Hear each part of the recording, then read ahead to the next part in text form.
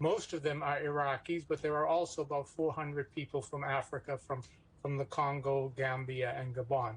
And most of them, I think, are coming here primarily for the reason that they believe they can get into Lithuania and subsequently from Lithuania to Germany, France, or elsewhere, on the road to the depths of the EU. But the Lithuanian government thinks there's more to it than that, doesn't it? What does it think's behind this increase in migrants?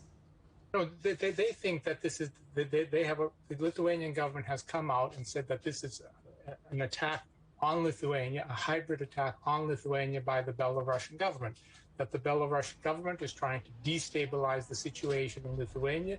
It is trying to burden Lithuania with, up until now, 1,700, perhaps later up to 3,000 or 4,000 or 5,000 immigrants, and therefore sort of react in a vengeful fashion to the measures that Lithuania has taken to support the Belarusian opposition and also to criticize the Lukashenko government.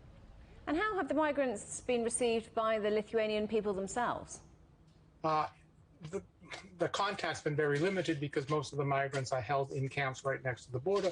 In general, the people have approved the government response. They believe that strong measures are needed to deter the migrants. You have to detain them if they cross, and you have to expedite their repatriation if they're not entitled to asylum.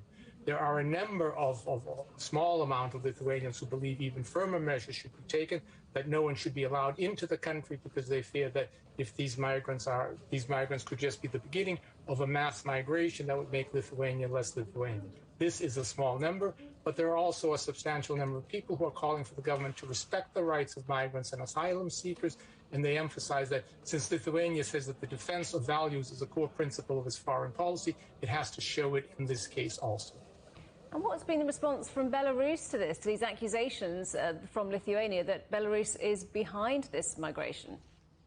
Basically, they're not responding. I mean, Belarus has downsized the Lithuanian embassy to 1 diplomat and 3 technical workers.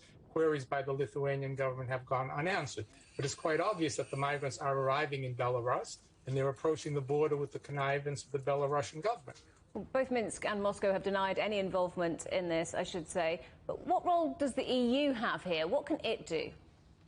No, the EU, Lithuania is asking the EU for support. They've already reached out to Frontex. Frontex is the EU organization that is charged with controlling and securing the borders of the Schengen Agreement. They've agreed to send a substantial number of equipment, substantial number of professionals, equipment, and whatnot. The EU has promised Lithuania at least 10 million euros in aid, and also will be helping Lithuania get in touch with some of the other countries that have had problems with migration. So far, the EU support has been very firm for Lithuania, and the Lithuanian government has expressed its thanks.